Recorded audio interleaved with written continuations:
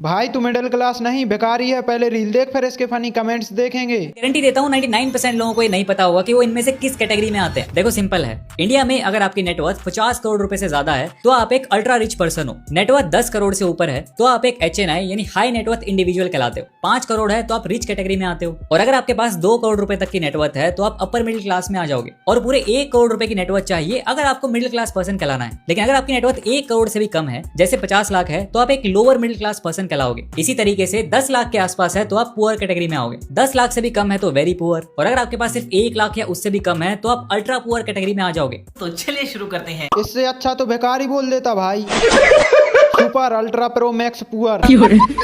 मैं इस लिस्ट से बाहर हूँ। ये गरीब की माँ जनरल कैटेगरी है भाई। अबे साले, भैया अब जिनके पास कुछ नहीं होता उनके लिए बता दीजिए। क्योंकि हम खानदानी गरीब हैं। रुको, दोस्त के गोटे बेचने के बाद बताता हूँ।